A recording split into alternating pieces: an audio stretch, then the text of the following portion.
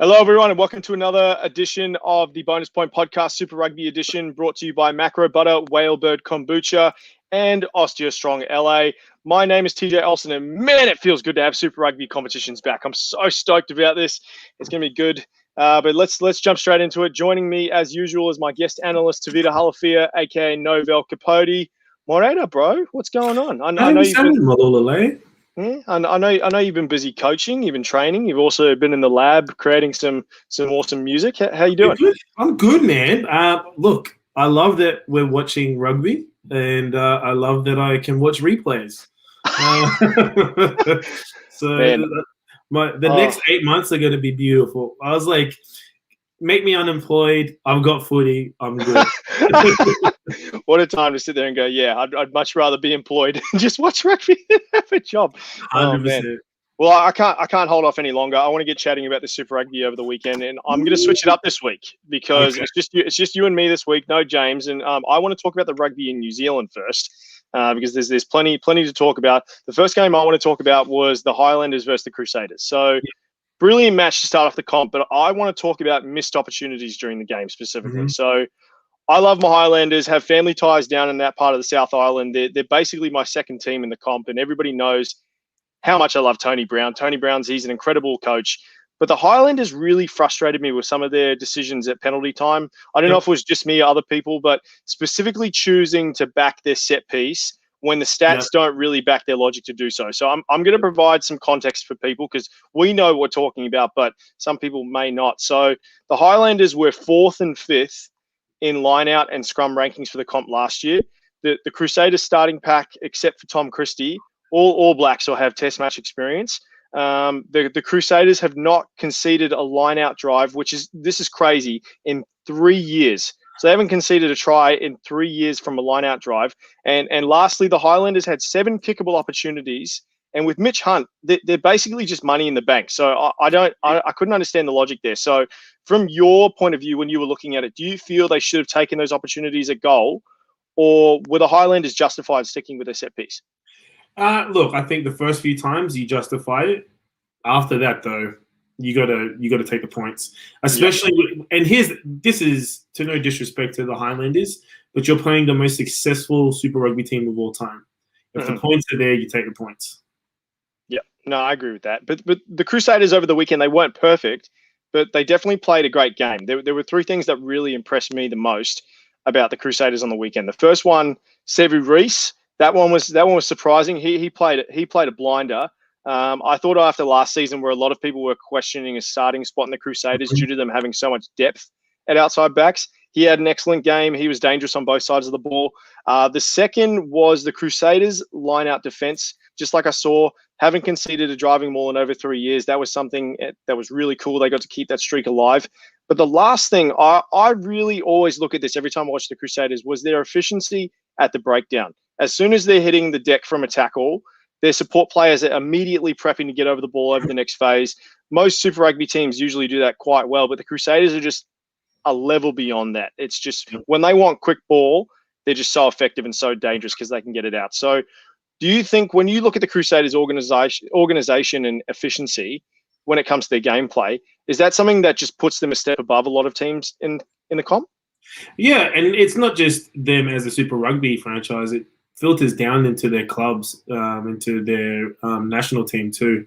So I just think that they're a machine that doesn't need fixing. It's just a well-oiled machine, and everyone. Here's the thing: the Crusaders do this really well. Everyone plays their position perfectly. Yeah. And in regards to, and that's the thing, like, Sevu Reece, he knew that last year was a terrible season for him personally. He knows that that the Crusaders reward talent and hard work, and he knew that if he didn't put in a big off season, he wouldn't be playing rugby this year, or at least be in the mind frame to start. And I think what we saw is someone that put in a big off season, and more than he looks faster, he looks fitter, and he looks smarter. And his core skills and handling skills have gone through the roof. So and that's what the Crusaders machine does. Oh, you're good? Be great. Oh, you're great? Be awesome. Oh, you're awesome? be an All Black. Oh, you're an All Black? Be the best All Black. Do you know? It's just, and that's what you get. Do you know what I mean? They don't have to have a great game as a team. But if that team can all put together 50% of their potential, they're almost unbeatable. Yeah, I think that's something that really comes into question is when you have so much talent and so many people vying for an option when it comes to playing for the Crusaders. If you have an off game, if you have one, you're on notice. If you have multiple, they've got plenty of other people that you can slot in that position and go, see you later. We'll sign this kid to an academy contract, and he may not be just as good, but he'll come and he'll play like he is. Yep, exactly. Yeah. And that's what we saw versus a Highlanders team that were really trying really hard, but they just didn't have the goods. Yeah, no, I think that's something that I'm going to be excited watching, because Crusaders, as much as I dislike them and they won four in a row, they play some good footy, man. So it's going to be awesome. You know what? I also think too, Aaron Smith overplayed his hand, and this weekend was actually a great weekend to highlight how halfbacks can do that. And this is one game we'll talk about. We'll talk about another game in the Australian comp. I think Aaron Smith really overplayed his hand. I thought Brent Hall was all over him that whole game. Yeah. I thought Brent Hall was amazing. It was like and to no disrespect to Brent Hall, but it was like watching Aaron Smith play Aaron Smith from 8 years ago. 8 years ago, Aaron Smith is possibly the greatest halfback of all time. Yeah. He's obviously still pushing that. Like he's competing a lot of people, but there's sometimes where he does overplay his hand. And I think that's where they're not necessarily like leaning specifically on him, but when you add so much of a shadow figure around Aaron Smith and you put so much expectation on that, they're bound to go, okay, we can get out of this corner that we've painted because we've got Aaron Smith and Ash Dixon. It's something, yeah. So it's something where Bryn Hall, he didn't have the most amazing game, but he definitely did provide a lot to that Crusaders outfit that did very well. Yeah, I thought the two big points that I've got is his support play was astonishingly better, and his delivery and quick ball from the ruck and mauls. If it went down the ruck, he was there and it was gone. And if it was a maul, you could see him literally, like every great halfback, slapping ass, yelling at his forwards. And when he wanted the ball came out. And that's just the Highlanders forwards just didn't, whether they didn't hear it, but it just wasn't as drilled. And those core moments, that's where the Crusaders got on top of the Highlanders. Yeah, and I think when you've got a guy like Mitch Drummond coming off the bench, oh man, so good, so freaking good. But so good. Yeah, but I think the one thing, just to finish off on Bryn Hall, is the one thing like you said, his pass, his consistency about every time, his form, it's on money. You always see his hands finishing at the end of it, right there, going straight to where his target is. Where a lot of other halfbacks, they back themselves, they just pass the ball, but their form isn't very consistent. But we'll move on and we'll talk about the next comp, the next game that was in the Aotearoa comp, the Hurricanes versus the Blues. This season, we see Artie step into the captaincy role, but you can see it hasn't changed his effectiveness in his gameplay. I believe personally, though, it's improved his field awareness. So some of his decision-making has really gone to it. So I think the perfect example is that Almua try. Artie had multiple opportunities to do what he does best. He takes space, he rumbles through contact, he disconnects the defense. But on 2 or 3 phases before that, you see him play selfless rugby. He distributed multiple times to open space, which helps set up the try. So we obviously know that he can do that already because of his training with the All Blacks 7s and the All Blacks 15s, and he just has that skill set. But you can see his priorities have kind of shifted on the field, and it makes it more cognizant of what the team needs. So the one question I want to see if you've seen it prior, are priorities changing for a player a common trend when you've seen players step into that captaincy role?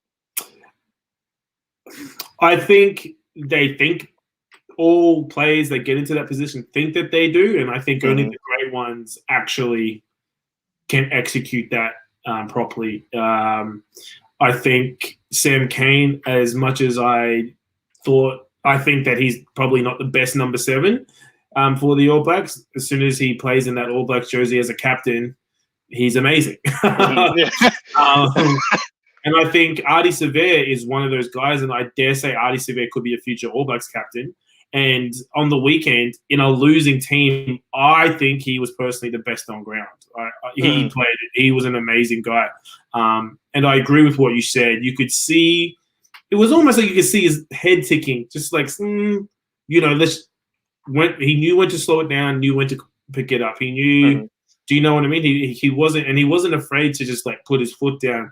You and I know personally, I like looking at player management from a captain's point of view, and I like communication from a captain to his players. And one thing I picked up with Artie is eye-to-eye contact with his players, and when he spoke, they listened. And I think that's such an important trait. And it seems like, well, all players would to their captain. Unfortunately, that's not the case.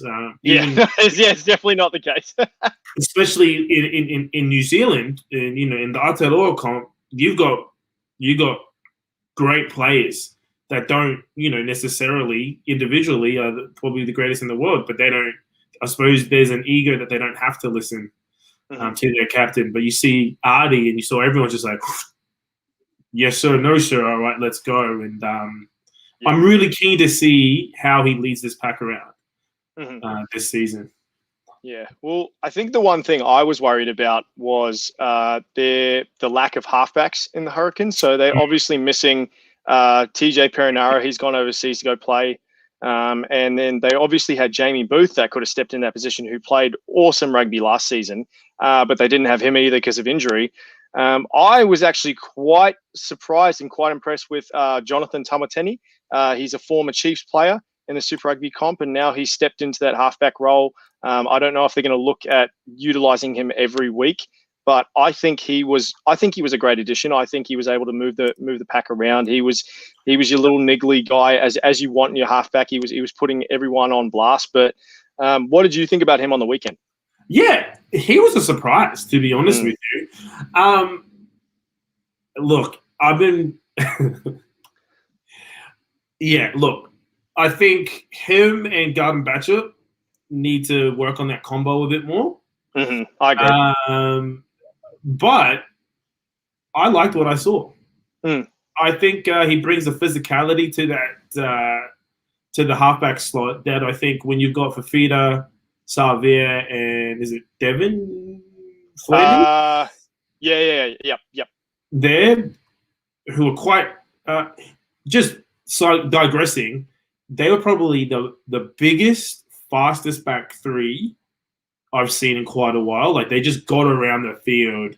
Yeah. So, and it's not often you see like Satutu, Papali'i, and Ioane being challenged on a physical level. And I was like, man, you guys aren't getting around the field as well as these guys. But and what I liked with Jonathan is just seeing him. He was there the whole time. Yeah. Look, big shoes to fill. Oh, definitely. But I also think nothing against TJ, but again, TJ last year was a guy that overplayed his hand a little bit. Just having a 9 that distributes and just does his job, I think it could be an asset, but also could be a big downfall come when you start playing into finals if they make it. Yeah, no, I think. After this week, I've definitely been not necessarily proven wrong, but I'm going to give them more chances to have a crack this season because, I think some of the pieces that I thought weren't going to mesh very well, I think I got proven wrong over the weekend. They've definitely got potential. We'll see. But to wrap up this conversation about the Super Rugby Aotearoa stuff, let's chat about the Blues really quick. One thing I really like from the Blues this season is their depth at front row. It's just incredible. I'm still steaming that Nepo Leilala left the Chiefs to go play for the Blues. I'm still pissed, bro. Can we call him a sellout? I will never call it to his face, but I'll say it on a podcast. I did it on Instagram. He posted something, and then I was sitting there going, Nepo, you traitor. And I was like, jokes, please don't hurt me. Please don't kill me. But he's not the smallest lad in the world. Oh, no, I'm just like, even if he was, I still wouldn't want to go up against him. But it astounds me how much front row experience they could have in 123. They've got 3 All Blacks. They've got Leilala, they've got Tungafasi, and they've got Big Carl with that epic moustache. I love it. Plus, they've got Lay, who's a younger player who's come up through the system. He's a great prop. He was put in, I think, the Super Rugby Aotearoa team of the week because he had a field day. And they've still got a depth. They've got Renata and a couple other guys with Super Rugby or at least Mitre 10 Cup experience that could step up. With this Laulala move, do you think that the Blues, it makes them the most dangerous front row in the comp, or does this crown go to someone else? No, 100%. You'd be silly to think otherwise. And here's the big thing. Tuikanafe, Tuangafasi, and Laulala are some of the best props in the world. When it comes to set piece, they're probably your part of your top 5. So I think it definitely, come, the business end of the season, they're going to start winning games. You're going to see them taking scrums a lot more because if you're smart, like they did in the weekend, they're only playing 45 minutes, and then you bring in your All Black front row. Like, come on now. Even if they split it in even 40, like they obviously wouldn't do it. I think 45 is probably the sweet spot because as soon as you bring those guys on, like having Tuangafasi and Tuikanafe come off the bench, it's just insane. Like I can't think of one forward pack that if you start packing them against the scrum and if they're buggered, or even if you get new players come on the field and they want to scrum against them, game over. Good luck. But yeah, it's going to be good. Having Tuikanafe and Tuangafasi off the bench is very dangerous come that ruck and maul time because they are kamikazes. Give me the ball, off the ruck, and I'm gonna cause some damage. So it's gonna be like, and this is sort of why I think the Blues take it out this year in the Aotearoa comp. Just given that's you got big nuke missiles ready to go. Plus,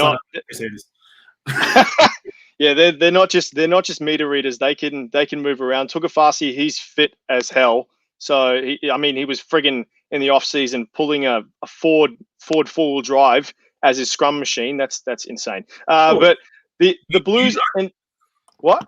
I said you don't. Oh yeah, man. Yeah, I do it every Saturday. Yeah, just start pulling my Nissan Frontier. Everyone's sitting there going, "What are you doing, TJ? You're the man." Yeah, no, all good.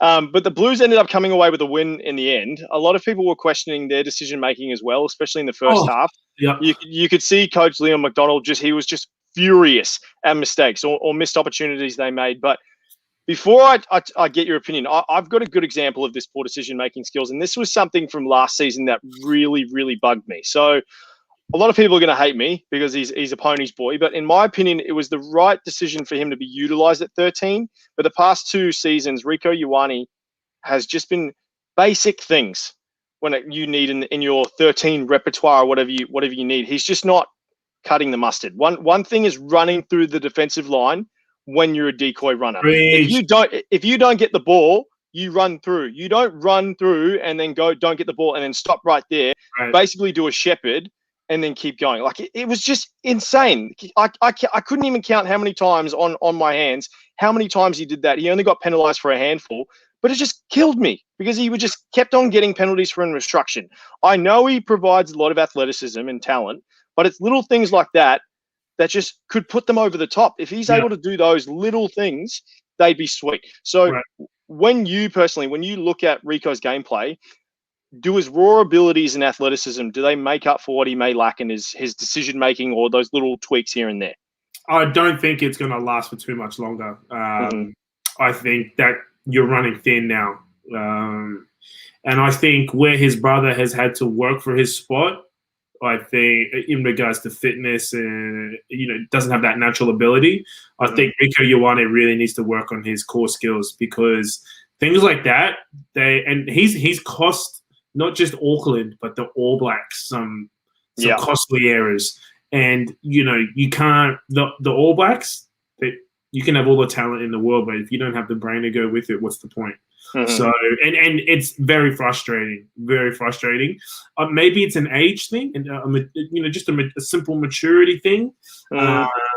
Could be an ego thing, but yeah, it's not going to last too long because that athleticism. There's a million other guys out there that may not have that natural talent but got the rugby smarts. Yeah, no, I agree with that. I think when you look at the All Blacks perspective, that's why I was so worried about last season for him specifically when he messed up that try when he knocked it on because he did that stupid one hand thing And I was sitting there going, see you later. He's not going to be back in the 23 for the rest of the tournament. Like, they've got plenty of people that can jump in that spot. Obviously, he came off the bench and then in the next game and the game after that, and he had to earn his way back. But if that was anyone else, see you later. Like, that doesn't happen. But it's getting old now, dude. It's getting real old. Like, bro, silly penalties, man. Not good. Yeah. But Dirty Black, though, he played bloody great. Mate, so I think if anybody wants to tip someone who's going to put themselves in the All Black system this season, it's got to be him. His consistency has just been killing it. He hasn't come off a good season last season and then just tried to do just enough. He's doing even more now. He's just become that. You've obviously got Richie Mo'unga. He's the All Blacks 10. He's probably one of the greatest 10s in World Rugby at the moment, if not the greatest. But Otedi's just making a case for him. There's like a lot of people will say, oh, well, you've got Geordie and you've got Damien who can play 10 and they can play fullback as well. So the versatility. I would much rather have a 10 at that caliber than have someone who's playing like a double 10-15. Well, look, there's no Bodie this year, right? So they need to get 2 10s. I'm sorry, that's how they have to play it, and they are right now Richie Mo'unga and Otedi Black, and for me that's end of discussion. You can let Geordie stay in his outside backs, although I still think he's too slow for wing. And Damien McKenzie just needs to stay as an outside back reserve and an impact player. But if Otedi Black continues his form, he definitely will deserve a call up, and I think a bench spot for sure. Well, I agree with that because I don't see Caleb Trask getting a start or getting a shot in the All Blacks. I don't see Garden Bashop, even though I do like Garden Bashop. I don't think he's the 10 you need in the All Blacks. And then when you look at who else is it? You've got the Hurricanes or the Highlanders. When you see you've obviously got Ioane and you've got Mitch Hunt. They're having good seasons as well, but Otedi Black, I think he's a step beyond. So hopefully we'll see that happen because I would love to see him in an All Blacks jersey. He's played plenty of Māori All Blacks games, but and like now's the time too. We've got a couple of years for the World Cup. Let's just see how he goes. Yeah, this would be the perfect time to test it out, I reckon too. But we'll be jumping on the Sky Sports tipping competition. We'll be picking each week who we think will win the games and how many trials will be scored as well. We missed last week because I was pretty off it. I missed the boat, but I just locked in my picks for this week. Been busy last week, but we all love a cheeky bet, me, you, and James, and a few other boys. So we're going to share our leaderboard every week and see who's winning. I'm nervous about this one because I don't know if I'll do well or I'll do really well. But let's transition to talk into Super Rugby AU and we'll talk about the Reds and the Rebels match. So we spoke about this previously during the week. So the Reds played a very up-tempo game with a lot of it initiated by Tate McDermott, but it also forced a lot of errors, plus created a lot of disconnection between the Reds. So let's talk about this. So the idea that you need to reevaluate during a game when it's not working, your game plan, is this something that lies on the shoulders of O'Connor as the new captain, or is it Tate McDermott that needs to sense this and make a better decision? It's James O'Connor. He's the captain, and I've got multiple notes about that game. And James O'Connor just wasn't a captain. He didn't make decisions, and I feel as though whether or not it came from Brad Thorne down, that Tate gets to, if he sees it, to go for it, then Tate McDermott needs to have a good look at himself because he was making the wrong decisions. And James O'Connor needed to hold him up after the first few. He needed to tell him, mate, calm down. Let's just play some footy. Well, I think that's something where I think it necessarily falls both on their shoulders, but I do agree with you. I believe although Tate McDermott did have that opportunity to have a look at the game and go, okay, maybe it's not working. Maybe I should dial it back a little bit and take a few less quick taps and try and go. But yeah, I think if it comes from anyone, it should be James O'Connor. He should be looking at him straight away when he sees the last couple and go, hey, not working. Let's have a think. Yep, definitely. I think what we saw with Queensland was Melbourne never looked like a threat. So why are we quick tapping? Set it up, You don't have to do a scrum. Just hit the line out. Those quick tap in between the tens. Like, just take it old school. Take a tap, start rucking, because they were doing really well, I thought. And I thought if their backline could just get the ball, they were just going to put on multiple tries against the Rebels. And the Reds deserve to win. In that they just looked way more threatening, but they also made way more mistakes when they had ball in hand. Yeah. I think that's what kept the Rebels in this game. It's not necessarily like when you look at the team on paper next to the Reds.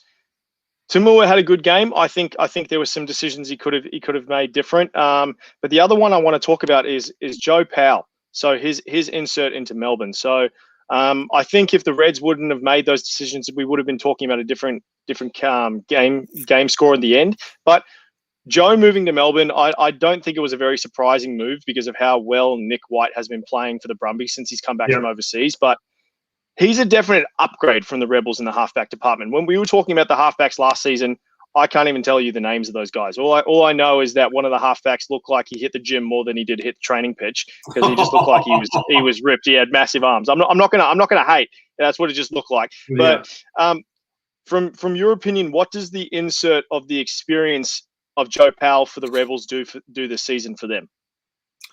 Look, this is gonna sound super mean. Joe Powell is an amazing halfback.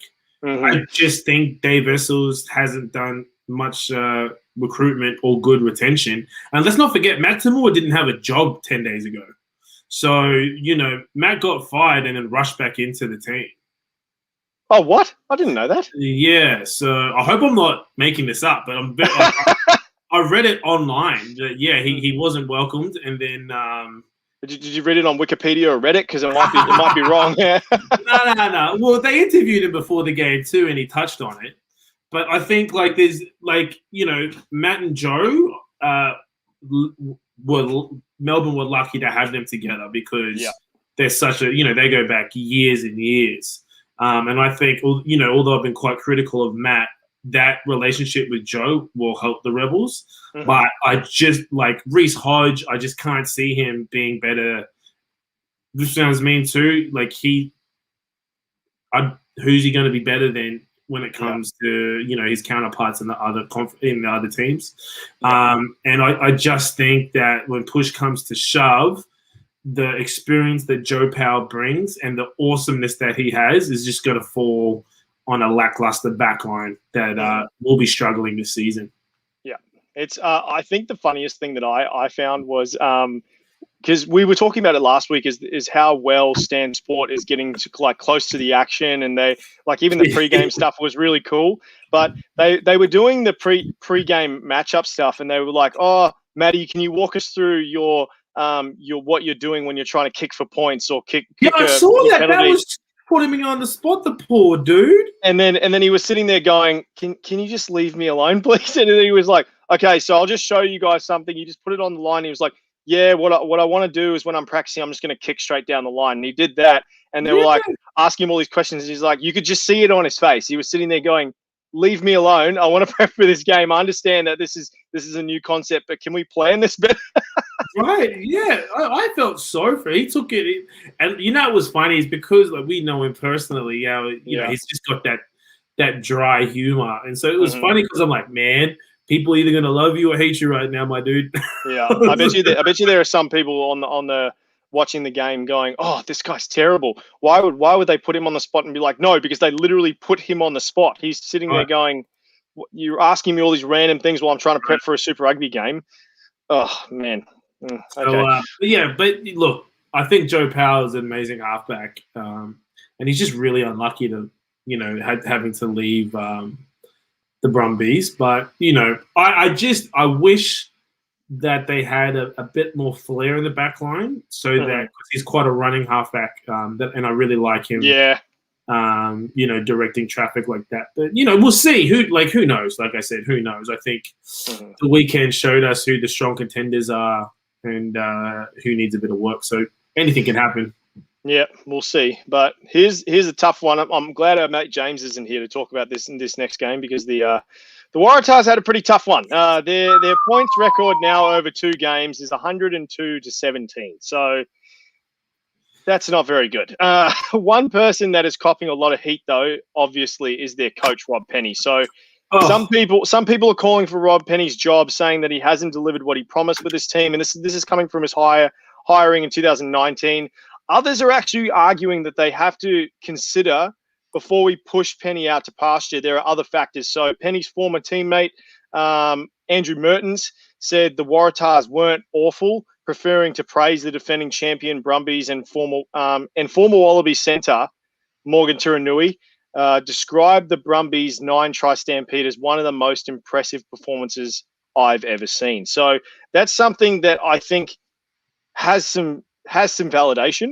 I think we should technically take a look at the teams before we go. The Waratahs were terrible. We need to look at who they're playing, because when you look at it, they're the 2 best Super Rugby sides in Super Rugby AU, and they're potentially maybe top 5 when you look at the teams in regards to the Trans-Tasman top 6, if you consider where the Brumbies sit that, or the Reds where they sit on that for this season in contention.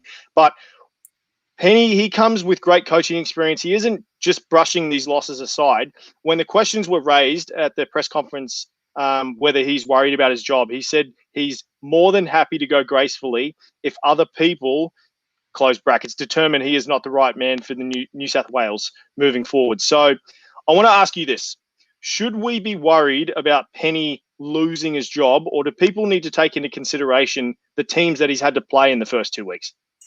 Russ, this is what I don't like about people that don't know the game and the business side of it. Mm-hmm. This poor bugger has had to deal with players being injured, players leaving. He would have, in all reality, he would have understood that this is going to be a tough season. And his squad that he had, he would have, and him and his coaching staff would have definitely done their homework. If anyone in that New South Wales board are trying to kick him out, they're just muppets, mate. Like, you just, seriously, what do you expect? Okay, this comes from recruitment and retention. If you can't do that, don't expect. What are you expecting a coach to do? Like, pull out miracles? Yeah. And the 2 games that they've had, they've just played, like you said, like you've played 2 teams who are now, the Brumbies are probably on paper the strongest team in Australia. Mm-hmm. They've got Wallabies coming out their Yahoo, and they've got combinations in key places that know how to work. And you've got the Reds who have worked on this for the last 4 years and are now just in a place to start, dictating where they want to go, and however, they want to act is how they're going to play. So both these 2 teams have everything needed to be successful. And the Waratahs are just taking L's at the moment, and that's not the coach's fault. Mm-hmm. You don't have a squad of 40 with, a lackluster of international caps because of the coach. That's a whole other discussion. So yeah, and I think he's a great coach. I think he's the right man for the job. It's just going to be a tough slog for the next 2 years. But I think he can definitely pull this team together. It's a young team. And a young team with a lot of experience too, from the 20s and club level. So I think they're going to. I think stick it out. I honestly can't see them firing him. And if they do, then I hope the board at New South Wales all houses burn on fire, because you're all a bunch of. Well, I mean, when it comes to the ARU, I'm not saying this in a mean way, but anything's possible. So. So when it comes to the particular Super Rugby franchises, we've seen people fight over worse. But I think you make an excellent point. It's something where we've seen it in multiple sports. They've got the youngest squad in both competitions, in Super Rugby AU and Super Rugby Aotearoa. They're in a rebuilding time frame at the moment, and they've got to understand that. And they've had injuries at wazoo. So I think when you look at that, give them a few weeks. I think it's the same thing I said with Fozzie last year, is the All Blacks didn't look like the All Blacks when they went and played last year, but they had to deal with COVID. They had to deal with so many other factors where people were away from their families, people had to travel. It was just so different. So I think give him a shot, everyone. If you're calling for his job, you jump in and try and do it. So yeah, you're an idiot. Shut up. Well, I think there are quite a few people on the Brumby side that we can say had a pretty good game because they had a melee of scoring opportunities. The person I personally was impressed though the most is the guy who got the hat trick. He was Mack Hansen. So he's been in the Brumby system for a while. He's played for the junior Wallabies, and he's only had a handful of caps with the Brumbies due to injuries and his position being so competitive. Dan McKellar really likes him, and I think we'll be seeing a lot of him this season. He just played friggin' phenomenal. But who were you most impressed with when you were looking at that Brumbies team? Dude, R.A. Simone and Ikita in the centers. Yeah. Wow, man. I've been waiting for a center pairing like this for a long time in Australian rugby. Yeah. And I just love watching it. I'm here for it. And I think Lolo Sigo is really coming into his own as well. I still think he has some brain farts when he should pass the ball and he doesn't. Yeah. But I think, look, Ikita and Simone are going to be a problem this year, man. And I'm going to love seeing them play the Reds. And I think when they do, they should play Paisami at 12 and Pattaya at 13. I knew you were coming with that. Oh, man. Yeah, because you got 4 guys who can slot into the Wallabies very easily. I think if you were able either to pick either of those pairings at 12-13, they'd be good for the Wallabies. I think I would like to see personally, I would like to see Paisami and Simone, the pairing. We saw it with the Wallabies, but I would like to see, now that they've both got Wallabies experience, I would like to see that in the Wallabies just to see how they can bat other countries. But yeah, bro, you put both of those guys in a Wallabies jersey and going head to head in Super Rugby. Woo! Yeah, game's man. on. It's going to be good stuff. Their combination is just disgusting. You know, I'm standing still. They can move mountains. I'm like, and I'm here for it. And I'm gonna love watching this.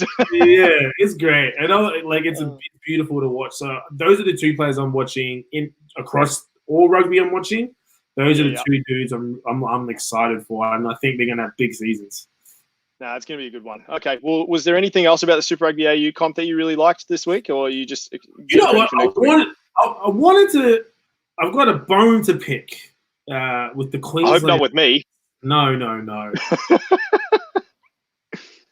What's going on with the amount of penalties that the Reds are giving away? Yeah, I saw that too. I was watching that game on the weekend. I was sitting in bed. Because I didn't get to watch it live because I had stuff to do. But I was watching the replay. I didn't understand it either. I was trying to sit there and go, it's just simple crap. But I think it comes down to, me personally, just them pushing the limits a little bit. I kind of see Brad Thorne as one of those coaches that goes, hey, keep doing this until you get told not to, and then dial it back a little bit, because I think he's the type of guy that would try and pawn that away. Right. And I just didn't understand it, because I sort of was looking at it and I'm like, guys, like, what are we doing here? It just annoyed me. And in particular, no offense, Nella, but mate, what are you? You should not be being out scrummed. Yeah, I agree with that.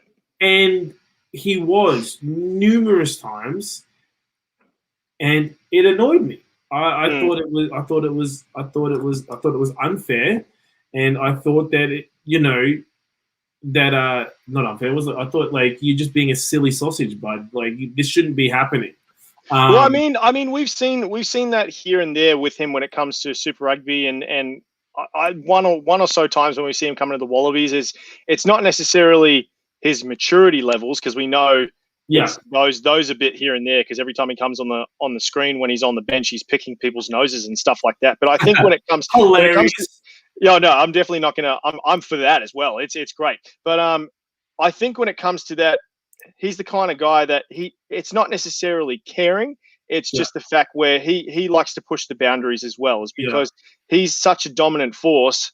He's going, who's going to mess with me? He'll just keep getting those little things here and there to try and push the boundaries. Well, but this is the big problem, is they had all around, give me 2 secs, over 40% of their possession in their half. And that's where most of the penalties came. So you've played, of your 60%, 61% of percentage of possession, 40 of it is in their half, and you're letting those penalties, and you're just relieving that. When they're going to play the Brumbies, that's a problem. When they go play these Aotearoa teams, that's a big. When you play the Blues and the Crusaders, that is a huge problem. Do you think that's where Wright comes in as a better captain as O'Connor? He's able to control that and game manage that more often? No, you know what? I think James O'Connor is 100% the right man to captain this team around and lead this team around. I think Tate McDermott needs to be benched and Sorovi needs to start. I'm for that. I would love to see Sorovi get some more game time. Yep, I think, and I'm on the Tate McDermott bandwagon. I've been on that. No. You don't like Tate McDermott. You haven't been raving about him for years under your breath every time someone else is trying to talk. I may have bumped into him a couple of times last year and pinched his bum. I don't know. Either that or that's a good-looking butt from someone else. There you go. But I think he needs to just have a look at the game that's being played. Let James O'Connor make some decisions. Sorovi to James O'Connor, when Sorovi came on in whatever it was, like the 50th minute, the ball delivery, they were flowing just a little bit better. And it was almost like James O'Connor wasn't trying to battle anyone to make some decisions. And it slowed down. You're playing a team where they were just better. Queensland were just better across the park. So giving them that time that they could do, they were doing more damage. So I don't know. Like the penalties, that needs to calm the heck down. Tate McDermott needs to, really just respect the game a bit more. And also, and this is controversial, drop Angus Scott-Young to the bench, Sakai Loto at the start at blind, and because I want to see how him, Saru Uru, and Angus Blythe play. Because on the weekend, I really liked how Uru played, and I thought Blythe was so-and-so. Yeah, I'll agree with that. I didn't really. It's not necessarily something where he played a bad game, but I think when you look at the pros and cons list, I think that he provides more on the bench. Yeah, right. I think he. And my final thought, sorry, just because I'm on the Reds right now. This is my ultimate backline this year. So, okay. All right, I want to hear it. Just for the moment, from what we've seen. So Robbie at 9, James O'Connor at 10. Vunivalu at 11, Dangunu at 14, and in the centers I have Hunter Paisami at 12, Jordan Pataya at 13, with Jock Campbell at the back, and we're going to call it the black line. Oh my god! Yes, I got it in. Got it in. There you go.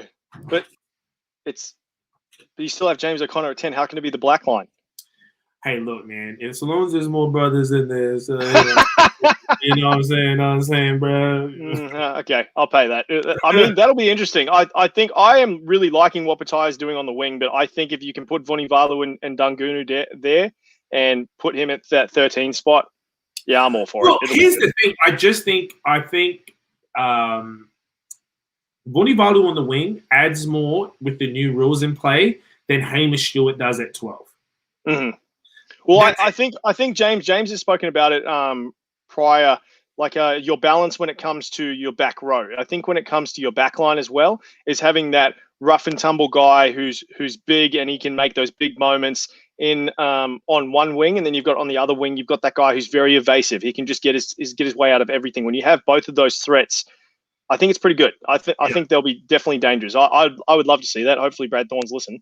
Yeah, but I mean Pataya, he's got the Ioane syndrome. Just can't hold on to a ball. Like, oh my god, yeah, no, bro.